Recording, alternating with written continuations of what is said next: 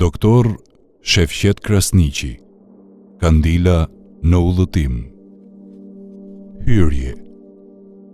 Që nga çasti kur del në këtë dynja, kur e presin familjarët me duart e tyre, e deri sa të vdes, e ta lëshojnë prap familjarët e tij me duart e tyre në varr, njeriu është në udhëtim.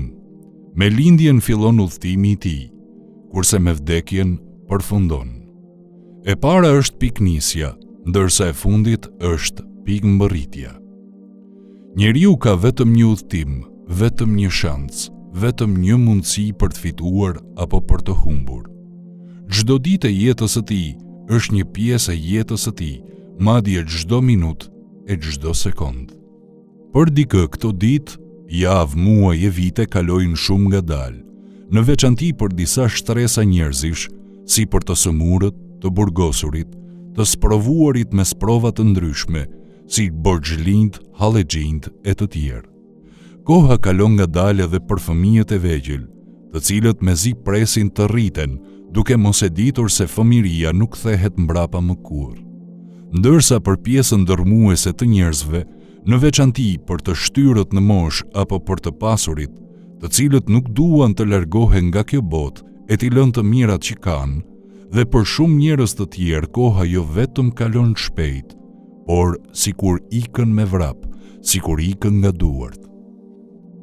Mjafton të pyesim ndonjë plak të shtyrë në moshë, se sa shpejti kalon jeta, dhe do të shohim se ç'përgjigje do të na jap.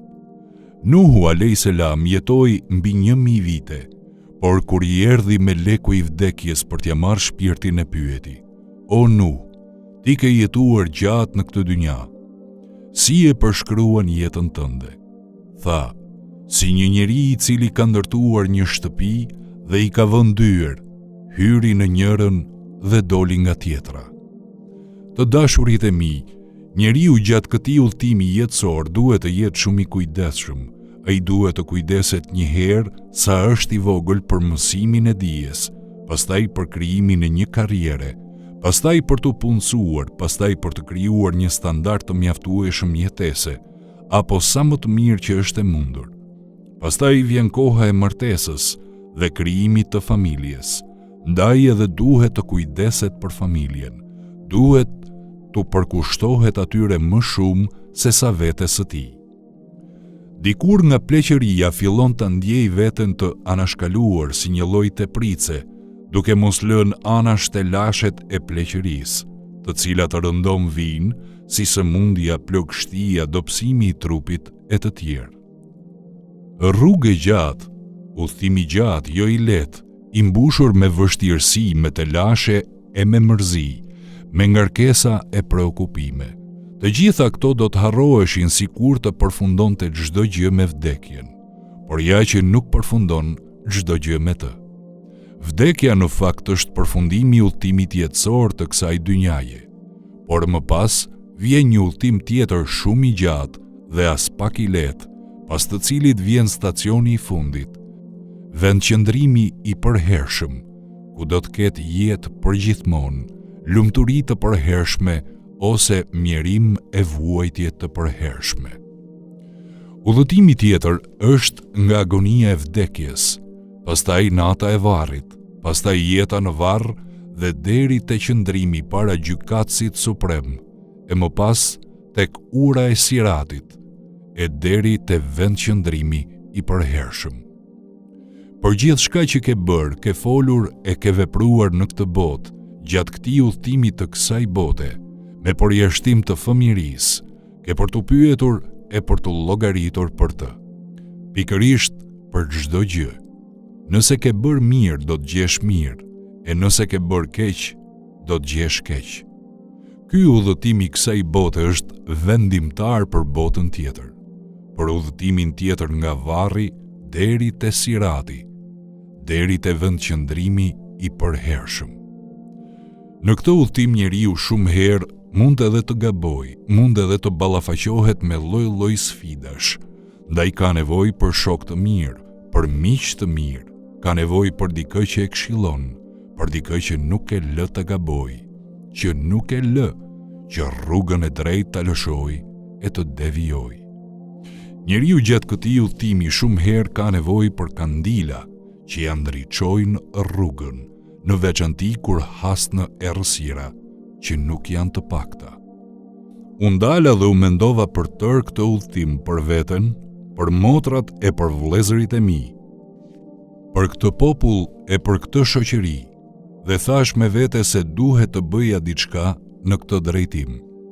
Nga ana tjetër, përvoja ime e gjatë me popullin, duke dëgjuar hallet e dertet e tyre, duke parë se sa vuaj njerëzit gjatë këtij udhëtimi, më ka mësuar se shumicës i duhen vetëm pakës ndihmë, pakës dritë për t'u ndriçuar rrugën. Ndaj vendosa ta shkruaj këtë libër me shpresë se do t'jetë një lloj kandili që mund t'i ndriçojë njeriu të rrugën. Njeriu kur është në errësirë apo has në errësira gjatë udhëtimit jetësor, edhe një qiri apo një kandil e pranon që sa do pak t'i ndriçojë rrugën. Ndaj edhe e titullova Kandila në udhëtim. E lus të madhin Zot, të lartë madhëruar, me tërë emrat e tij dhe cilësitë e tij, që këtë libër vërtet ja bëj kandil në udhëtim popullit tim, të cilin ai shumë e dua dhe ai shumë më dhimbset. Kurse mua të ma pranoj si vepër të mirë, e të ma bëj sadaka xharije, si dhe për familjen time, nga e cila do të shpërblehemi kur të dalim para gjykuesit suprem për të dhënë llogari. O Allah, pranoje. Këtë libër e kam shkruar gjatë kohës sa kemi qenë në karantinë, kur i tërë vendi ynë, madje pjesa më e madhe e vendeve të botës, janë bllokuar e janë mbyllur nëpër shtëpitë e tyre për të mbrojtur nga epidemia e quajtur COVID-19. Shumë kush po ankohet se nuk po di çfarë të bëj në këtë kohë, kurse unë fal Zotit e shfrytëzova këtë kohë të lirë dhe e shkrova këtë libër. Madje paralelisht jam duke punuar edhe për 3 libra të tjerë. Në këtë libër jam munduar të zgjedh disa tema që vërtet do t'i hyjnë shumë në punë muslimanit gjatë udhëtimit të tij, të cilat po t'i kuptoj mirë dhe t'i praktikoj në jetën e tij, me siguri se do t'ja lehtësojnë shumë udhëtimin e jetës, madje do t'i lehtësohet edhe udhëtimi i jetës tjetër pas vdekjes. 33 tema të larmishme, secila ka rëndësinë dhe peshën e vet, secila është një kandil gjatë udhëtimit. Temat i kam shtjelluar shumë thjesht, si një bashkëbisedim pa ngarkesën e argumentave dhe citateve. Lexuesit do t'i duket sikur po i flet dikush, sikur po e këshillon dikush. Dikush që ja di hallin dhe i jep kandila për t'i ndriçuar e lehtësuar udhëtimin e jetës. Shpresoj që ky libër vërtet të jetë një kandil udhëtimi për shumë kënd. Amin.